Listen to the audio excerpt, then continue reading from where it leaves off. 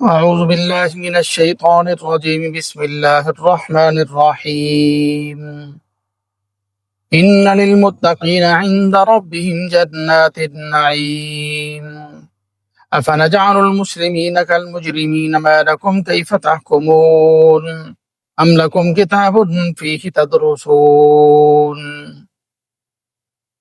بے شک متقین لوگوں کے لیے ان کے رب کے ہاں نعمت کے باغات ہیں، کیا بس ہم فرما برداروں اور مجرمین کو برابر کر دیں گے؟ کیسے فیصلے کرتے ہو تم؟ کیا تمہارے پاس کوئی کتاب ہے جس کو تم پڑھتے ہو؟ اس کتاب کے اندر تمہارے لیے یہ بات موجود ہے کہ جو تم پسند کرو وہ تمہیں ملے گا۔ ام لکم ایمان علینا بالغۃ الی یوم القیامہ، یا تمہارے لیے ہمارے اوپر کوئی قسمیں ہیں جو قیامت کے دن تک پہنچنے والی ہیں کہ بے شک تمہیں تمہارے فیصلے کے مطابق سب کچھ ملے گا۔ سلہم ایہم بذالک زعیم، ان سے پوچھئے اس سلسلے میں تمہارا ضامن کون ہے؟ کیا تمہارے شرکاء فلیأتوا بشرکائہم ان کانوا صادقین، اپنے شرکاء کو لے آؤ اگر تم سچے ہو۔ آج کا ہمارا یہ سبق سورہ قلم کا دوسرا رکوع ہے۔ آج کے سبق میں 3 باتیں بڑی اہم ہیں۔ سب سے پہلی بات، یہ جو آیات ہم نے پڑھی ہیں، ان آیات میں اللہ پاک جل شانہ نے قیامت کو ثابت کیا ہے، آخرت کو ثابت کیا ہے ایک عقلی دلیل کے طور پر، کہ انسانوں کو عقلی طور پر یہ بات سمجھائی جائے۔ دین کو تو ہم نے ماننا ہے کہ وہ اللہ کا حکم ہے، شریعت کا حکم ہے، لیکن عقلی دلیل کے طور پر بھی یہ بات عقل میں آتی ہے کہ قیامت کا برپا ہونا ضروری ہے، قیامت سے فرار نہیں ہو سکتا، انکار نہیں ہو سکتا۔ اس کی عقلی دلیل یہ اللہ پاک جل شانہ فرما رہے ہیں کہ دیکھو، اگر سارے برابر ہو جائیں، بلکہ دنیا میں تو ہم دیکھیں کہ جو ڈاکو ہے، چور ہے، وہ تو زیادہ مزے میں ہے۔ ڈاکو ایک رات میں وہ کمائی کر لیتا ہے جو شریف آدمی ساری زندگی میں وہ کمائی نہیں کر سکتا، تو پھر تو ڈاکو بہتر ہوا۔ اور پھر اسی طرح کبھی پکڑا بھی نہیں جاتا ڈاکو، اور کبھی پکڑا بھی جائے تو اس کے لیے بہت سے چور دروازے نکل آتے ہیں، رشوت کا دروازہ، دوسرا تیسرا، تو سزا تو وہی پاتا ہے جس کو کوئی چور دروازہ نہیں ملتا، ورنہ جس کو کوئی دروازہ مل جائے وہ کتنے بڑا سے بڑا مجرم کیوں نہ ہو، وہ اس اپنے جرم کی سزا سے نکل جاتا ہے۔ تو لازمی بات ہے، عقل میں یہ بات آتی ہے کہ ایک تو عدالت ایسی ہونی چاہیے، ایک تو معاشر کا میدان ایسا ہونا چاہیے کہ جس کے اندر انصاف ہو، دودھ کا دودھ اور پانی کا پانی ہو جائے۔ اس کے اندر پتہ چلے کہ جو شرفاء تھے، جو انعام یافتہ لوگ تھے، صراط الذین انعمت علیہم، انعام یافتہ لوگ تھے، دنیا میں انہوں نے اگرچہ مشقت سے زندگی گزاری ہے لیکن اب ان کے لیے انعامات ہیں، انصاف ہے۔ اور جو دنیا میں مزے کرنے والے تھے، اللہ اور اس کی رسول کی نافرمانی کرنے والے تھے، ان کے لیے عذاب ہی عذاب ہے، ان کے لیے پریشانیاں اور ہمیشہ کی زندگی کا عذاب ہے، جنہوں نے ایمان نہیں لائے، کفر اختیار کیا۔ تو یہ عقلی دلیل ہے کہ قیامت کا ہونا ضروری ہے۔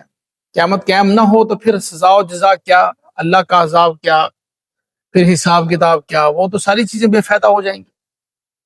پھر تو شریف کو شریف بننے کی ضرورت ہی نہیں ہے، وہ بھی جو لوٹ مار کر سکتا کرے۔ پھر یہ دنیا میں جانور بھی تنگ آ جائیں گے، یہاں تک کہ شیطان بھی شرمندہ ہونا لگ جائے گا، فساد برپا ہو جائے گا۔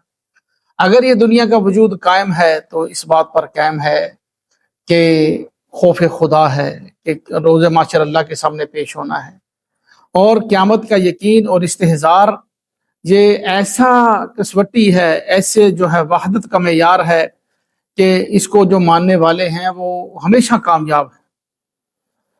قیامت کو ماننے والے ہمیشہ کامیاب ہیں، جن کو یہ استحضار ہے کہ اپنے اللہ کے سامنے پیش ہونا ہے، اللہ کا ڈر اور خوف ہوگا تو وہ جہاں بھی ہوں گے، وہ صدارت، وزارت، بادشاہت کی کرسی پر بھی ہوں گے تو اللہ سے ڈریں گے ظلم کرتے ہوئے۔ تو ہمیشہ ہمارا جو ہے یہ آخرت کا یقین، قیامت کا یقین کمزور ہو جاتا ہے۔ اللہ پاک جل شانہ فرما رہے افنجعل المسلمین کالمجرمین، کیا ہم فرما برداروں کو نافرمانوں کے برابر کر دیں گے؟ یہ کیسے ہو سکتا ہے؟ کہ جو ہے شریف آدمی اور ایک نافرمان آدمی، ڈاکو آدمی، دونوں برابر کیسے ہو جائیں گے؟ یہ نہیں ہو سکے گا۔ قیامت کا ایک دن ایک کچہری لگے گی کہ انصاف کی، جس کے اندر انصاف قائم ہوگا۔ تو عقل سے یہ بات ثابت ہوتی ہے، یہ آیات کا جو ہم نے ترجمہ پڑھا ہے تو اس کے اندر عقلاً یہ بات ثابت ہوتی ہے کہ قیامت کا ہونا ضروری ہے۔ قیامت کی عقلی دلیل گویا کہ ان آیات سے سمجھ میں آتی ہے۔ اور اگلی آیت ہے یوم یکشف عن ساق ویدعون الی السجود فلا یستطیعون، جس دن پنڈلی کھولی جائے گی اور وہ سجدے کی طرف بلائے جائیں گے۔ کفار مکہ کو مخاطب کر کے کہا جا رہا ہے وہ سجدے کی طرف بلائے جائیں گے، فلا یستطیعون، وہ طاقت نہیں رکھیں گے۔ خاشعۃ ابصارہم، ان کی آنکھیں ڈرنے والی ہوں گی، ترہقہم ذلہ، ان پر ذلت چھائی ہوئی ہوگی۔ وقد كانوا يدعون الى السجود وهم سالمون، اس سے پہلے وہ سجدے کی طرف بلائے جاتے تھے جب وہ صحیح سلامت تھے، اس وقت وہ نہیں آئے۔ اب یہاں پر ایک بڑا اہم مسئلہ ہے جس کے اوپر تفسیر میں بڑا زور دیا جاتا ہے کہ ساق سے کیا مراد ہے؟ پنڈلی کھولی جائے گی، اللہ پاک اپنی پنڈلی کھولیں گے؟ اللہ تو پنڈلی سے پاک ہیں، اللہ جسم سے پاک ہیں، تو یہ کیا ہے؟ یہ اس کو مفسرین فرماتے ہیں کہ یہ متشابہات میں سے ہے، یعنی اللہ کی ایک خاص تجلی ہے جس کو تجلی ساق کہا جائے گا۔ وہ تجلی ڈالی جائے گی اور اس تجلی کے ذریعے ہی لوگوں کے دلوں میں یہ میسج جائے گا، وہ خود بخود سجدے کی طرف بلائے جائیں گے۔ اب جن لوگوں نے دنیا میں سجدہ نہیں کیا، رب کو نہیں مانا، تو وہ سجدہ نہیں کر سکیں گے، طاقت ہی نہیں ہوگی۔ فلا یستطیعون، سجدے کی طاقت ہی نہیں رہی۔ خاشعۃ ابصارہم، آنکھیں پھٹی ہوئی ہوں گی۔ ترہقہم ذلہ، ذلت چھائی ہوئی ہوگی۔ اللہ پاک جل شانہ اس کی وجہ بھی بیان فرما رہے، وقد كانوا يدعون الى السجود وهم سالمون، جس وقت وہ صحیح سالم تھے، سجدے کی طاقت رکھتے تھے، اس وقت انہوں نے سجدہ نہیں کیا۔ اس وقت کی نحوست کا اثر یہ ہوا کہ اب یہ سجدہ نہیں کر پا رہے۔ ایک تو تجلی ساق ہمیں سمجھ میں آئی ان آیات سے کہ تجلی ساق کیا ہے، اللہ کی پنڈلی تو اس کا ترجمہ نہیں کر سکتے، یا تجلی ساق کی اس کا ترجمہ کریں گے، اور اس کی مراد کیا ہے؟ ساق سے، پنڈلی سے وہ تجلی ساق کیا ہے؟ یہ متشابہات میں سے ہے۔ اس کی ٹوہ میں لگنے سے جو ہے علم والوں کو منع کیا گیا کہ اس کے پیچھے نہ پڑے، اس کو کریدنے کی، کھرچنے کی کوشش نہ کرے۔ اور اس کے ساتھ ساتھ یہ بات بھی معلوم ہوئی ان آیات سے کہ بھائی اب سجدے کا ٹائم ہے، جو اب سجدہ کرے گا نا وہ پھر بھی کر سکے گا۔ جیسے ایک کہا جاتا ہے نا کہ قبر میں 3 سوال ہے، من ربک ما دینک من نبیک، منکر نکیر جو سوال کریں گے تمہارا رب کون ہے، کس دین کے مطابق زندگی گزاری، تمہارا نبی کون ہے۔ تو قیامت قبر میں وہی جواب دے سکے گا جس نے رب کے حکم کے مطابق زندگی گزاری ہوگی، رب کو ایک مانا ہوگا، اس کی ذات و صفات میں کسی کو شریک نہیں ٹھہرایا ہوگا۔ ما دینوں کا جواب وہی دے سکے گا، دینی الاسلام، جس نے دین کے مطابق زندگی گزاری ہوگی۔ اور من نبیک کا جواب محمد رسول اللہ صلی اللہ علیہ وسلم وہی دے سکے گا جس نے رسول اللہ کی سنت کے مطابق زندگی گزاری ہوگی۔ جس طریقے سے اگر کسی نے زندگی نہیں گزاری تو قبر میں اس کی زبان نہیں چلے گی، بالکل یہ منظر بیان کیا گیا ہے۔ جس نے دنیا میں سجدہ نہیں کیا وہ روز محشر تجلی ساق کو دیکھ کر بھی سجدہ نہیں کر سکے گا۔ تو شریع جو 5 وقت بلایا جا رہا ہے نا، یہ تیاری ہے اس بڑے دن کی، اس بڑے دن کی رسوائی سے تیاری، بچنے کی تیاری ہے۔ اور اس دن جو کامیابی کے لیے جو ہے وہ بار بار جو ہے بلایا جا رہا، حی علی الفلاح، حی علی الصلاح، آؤ نماز کی طرف، آؤ بڑی کامیابی کی طرف۔ اس دن پتہ چلے گا کہ بڑی کامیابی کیا تھی، ہمارے روز جو ہے وہ 5 مرتبہ جس کی طرف ہمیں بلایا جا رہا تھا۔ اللہ پاک ہم سب کو توفیق نصیب فرمائے۔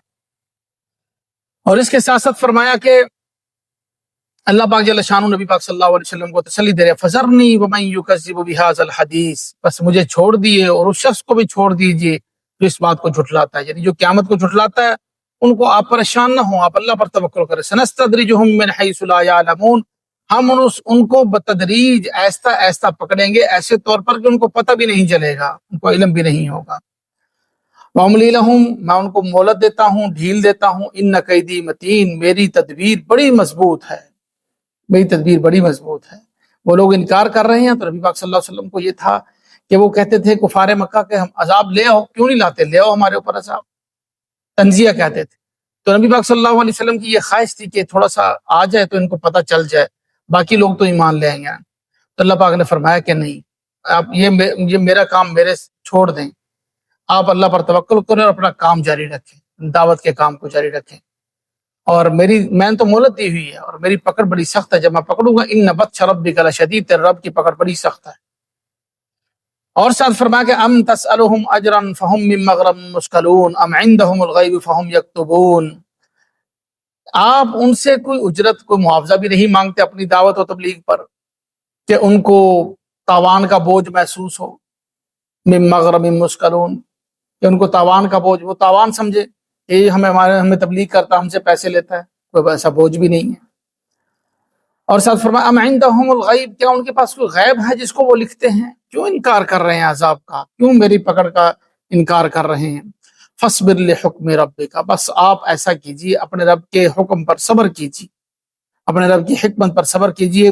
ولا تکن، جلد بازی نہ کیجیے ان کے عذاب کے بارے میں، جیسا کہ ولا تکن کصاحب الحوت، صاحب حوت کی طرح نہ ہو جائیے، مچھلی والے کی طرح، اذ نادی وہو مکظوم، جس وقت انہوں نے پکارا اور وہ غصہ پینے والے تھے، دم گھٹنے والے تھے۔ غصے کو پیتا ہے، دم گھٹتا ہے، اس کو مکظوم کہتے ہیں۔ لولا ان تدارکہ نعمت من ربہ، اگر اس کے رب کی طرف سے اس پر احسان نہ ہوتا، لنبذ بالعراء وہو محزون، وہ تو چٹیل میدان میں ڈال دیا گیا تھا اور وہ ملامت کیا ہوا تھا۔ اب یہ بات تھوڑی سی تفصیلاً ہے کہ صاحب حوت کی طرح نہ ہو جائے، اس سے مراد یونس علیہ السلام مچھلی والے تھے۔ یونس علیہ السلام مچھلی کے پیٹ میں رہے 40 دن، جیسا کہ روایات میں آتا ہے۔ انہوں نے اللہ کے حکم کا انتظار نہیں کیا اور اپنے اجتہاد سے، کیونکہ قوم کو 3 دن کا ٹائم دیا تھا کہ تمہارے اوپر عذاب ہوگا، بستی سے نکل کر چلے گئے، نینوا جو ان کی بستی تھی اس سے نکل کر چلے گئے، پیچھے 3 دن تک عذاب نہیں آیا، ان کو پتہ چلا کہ ان پر تو عذاب نہیں ہے، بستی قیام، اصل میں عذاب آ گیا تھا، اس کے آثار آ گئے تھے، قوم نے آہوزاری کی، گڑ گڑائے اور وہ عذاب کے آثار ختم ہو گئے۔ اب یونس علیہ السلام نے سمجھا کہ اب میں جاؤں گا تو بستی والے مجھے جھٹلائیں گے، مجھے بدنام کریں گے، دیکھ تو نے تو عذاب کا کہا تھا۔ وہ انتظار میں تھے کہ یونس علیہ السلام آئیں اور ہمیں آ کر تبلیغ کریں، سمجھائیں، ہم ماننے کے لیے تیار ہیں، ہم نے اللہ نے عذاب ٹال دیا، ہم نے آنکھوں سے عذاب دیکھ لیا ہے۔ اور یونس علیہ السلام اس ڈر سے کہ کہیں وہ مجھے تکذیب کریں گے، میری رسوائی کریں گے، اپنے اجتہاد سے انہوں نے سوچا کہ میں یہاں سے کہیں اور چلا جاتا ہوں، اللہ کے حکم کا انتظار نہیں کیا، جلد بازی کی۔ پھر وہ اگلا سارا واقعہ جو ہم بار بار پیچھے پڑھ کر آئے ہیں کہ وہ پھر گئے دریا میں، دریا کشتی پر بیٹھے، کشتی بھنور میں پھنسی، پھر مچھلی کوڑا ڈالا گیا، پھر ان کا نام نکلا، ان کو کشتی سے اتارا گیا، مچھلی نے ان کو پیٹ میں لے لیا، 40 دن تک رہے، اور پھر 40 دن وہ آیت کریمہ پڑھتے رہے، لا الہ الا انت سبحانک انی کنت من الظالمین، قرآن پاک میں سورہ قصص میں ہم پیچھے پڑھ کر آئے ہیں۔ تو فرمایا کہ لنبذ بالعراء، اللہ پاک جل شانہ فرما رہے ہیں اپنے رب کی احسان کو، اگر ان پر ان کے رب کا احسان نہ ہوتا تو ان کے ساتھ کیا بننا تھا، لنبذ بالعراء وهو مذموم، جبکہ وہ ایسے چٹیل میدان میں ڈال، مچھلی نے جب ان کو باہر جو ہے نکال دیا منہ سے، تو ایسے چٹیل میدان میں ڈالے ہوئے تھے، رب کا احسان تھا۔ اللہ پاک جل شانہ نے فضل فرمایا ان کے اوپر، فاجتباہ ربہ، اللہ پاک نے ان کا چناؤ کیا، فجعلہ من الصالحین، ان کو اپنے نیک بندوں میں سے بنایا۔ اس وجہ سے دوبارہ اللہ نے ان پر احسان کر دیا، فضل کر دیا۔ اصل میں یہ مثال دے کر یونس علیہ السلام کا مچھلی کا واقعہ سمجھا کر یہ سمجھانا ہے کہ آپ ان کی طرح جلدی نہ کیجیے۔ آگے آخری 2 آیات ہیں، وَإِن يَكَادُ الَّذِينَ كَفَرُوا لَيُزْلِقُونَكَ بِأَبْصَارِهِمْ، یہ کافر لوگ یہ چاہتے ہیں، لَيُزْلِقُونَكَ بِأَبْصَارِهِمْ، کہ پھسلا دیں آپ کو اپنی نظروں سے، لَمَّا سَمِعُوا الذِّكْرَ، جب یہ ذکر سنتے ہیں، قرآن سنتے ہیں، وَيَقُولُونَ إِنَّهُ لَمَجْنُونَ، یہ کہتے ہیں کہ یہ تو دیوانہ ہے، مجنون ہے، وَمَا هُوَ إِلَّا ذِكْرٌ لِّلْعَالَمِينَ، اور یہ جو ہے قرآن پاک یہ تو تمام جہانوں کے لیے نصیحت ہے۔ اب یہ کفار مکہ کا قول یہاں پر ذکر، ان آیات کا تھوڑا سا ایک واقعہ ہے۔ علامہ بغوی رحمۃ اللہ علیہ نے تفسیر بغوی میں لکھا ہے کہ کفار مکہ میں ایک شخص تھا جو کہ نظر لگاتا تھا، نظر لگا کے لوگوں کے جانوروں کو مار دیتا تھا، لوگوں کا نقصان کر دیتا تھا۔ اب چونکہ ان کی مخالفت ہوگی نبی پاک صلی اللہ علیہ وسلم سے، اب ان سب نے اس کو مل کر کہا کہ یار تو تھوڑی سی نظر جو ہے اس محمد پر بھی لگا صلی اللہ علیہ وسلم، اس پر بھی یہ نظر لگا، اس کا بھی خاتمہ کر، کیونکہ مخالفت تھی۔ اب اللہ پاک جل شانہ فرما رہے ہیں کہ ان یکاد الذین کفروا لیزلقونک بابصارہم، اپنی نظروں سے تجھے پھسلانا چاہتے ہیں لیکن یہ ایسا کر نہیں سکیں گے، کیونکہ اللہ کی مدد رسول اللہ صلی اللہ علیہ وسلم کے ساتھ تھی۔ اور جب یہ ذکر سنتے ہیں، قرآن پاک کو سنتے ہیں، تو یہ آپ کو یہ مجنون کہتے ہیں۔ مجنون کیسے اتنی نصیحت والی بات کر سکتا ہے؟ وما هو الا ذکر للعالمین، یہ قرآن تو تمام جہانوں کے لیے نصیحت ہے، مجنون کبھی نصیحت والی بات نہیں کر سکتا، مجنون تو پاگلوں والی باتیں کرتا ہے۔ اتنی بڑی نصیحت، اتنی جامع بات، اور سب سے کامل نصیحت ہمارے آقا مدنی کریم صلی اللہ علیہ وسلم نے کی۔ تو جب انہوں نے اتنی بڑی نصیحت کی ہے تو لازمی بات ہے کہ ان سے بڑا کوئی عقل مند نہیں تھا، ان سے بڑا کوئی صاحب علم نہیں تھا دنیا۔ تو یہ مجنون کہنا بھی ان کی غلط بات ہے، نظروں سے بھی آپ کو ہلاک نہیں کر سکتے۔ حضرت حسن بصری رحمۃ اللہ علیہ نے لکھا ہے کہ یہ جو سورۃ القلم کی آخری 2 آیات ہیں یہ نظر بد کا علاج ہے۔ نظر بد حقیقت ہے اور یہ کبھی بگڑ جاتی ہے تو جادو کی شکل بھی اختیار کر لیتی ہے۔ حدیث پاک میں آتا ہے کہ نظر بد جو ہے اونٹ کو ہنڈیا تک پہنچا دیتی ہے، نظر بد جو ہے انسان کو پہاڑ سے گرا دیتی ہے، پتھروں کو پھاڑ دیتی ہے نظر بد۔ تو نظر بد سے بچنا چاہیے۔ ایک تو اپنی خوبیاں کسی سے نہ بیان کیجیے، قرآن پاک میں منع بھی کیا گیا۔ سورہ یوسف کے اندر یوسف علیہ السلام نے پہلے رکوع میں ہے سورہ یوسف کے اپنے والد سے عرض کیا کہ ابا جان میں نے خواب دیکھا ہے کہ 11 ستارے ایک چاند سورج مجھے سجدہ کر رہے ہیں۔ ان کے والد یعقوب علیہ السلام سمجھ گئے کہ اس سے مراد یہ کہ اللہ میرے بیٹے کو مقام دے گا، پھر سب اس کو سجدہ کریں گے، ان کے بھائی اور میں، ماں اور باپ۔ انہوں نے کہ بیٹا یہ خواب کسی کو نہ بتانا، قرآن پاک میں ہے۔ تو اس سے معلوم ہوا کہ خوبیاں بیان کرنے سے منع کیا گیا تھا کہ حاسدین کو حسد نہ ہو، اور اس کے ساتھ ساتھ جو ہے نظر بد کا علاج بھی ضروری ہے۔ یہ آیت اس کا بہترین علاج ہے، جیسا کہ حسن بصری رحمۃ اللہ علیہ فرمایا، معوذتین اس کا علاج ہے۔ یہ نظر بگڑ جائے، تھوڑی سی زیادہ ہو جائے، سورۃ البقرہ اس کا علاج ہے۔ اس نظر سے کوئی بیماری بن جائے، اس بیماری کو بھی ساتھ ٹھیک کرنا، نظر کو بھی ٹھیک کرنا ہے، تو بہترین علاج یہ ہے کہ سورۃ البقرہ کے سورۃ الرحمن بھی ساتھ ملا لیجیے۔ تو یہ آج کا ہمارا درس ختم ہوا، سورہ قلم جو ہے ہماری ختم ہو گئی ہے۔ اللہ عمل کی توفیق نصیب فرمائے۔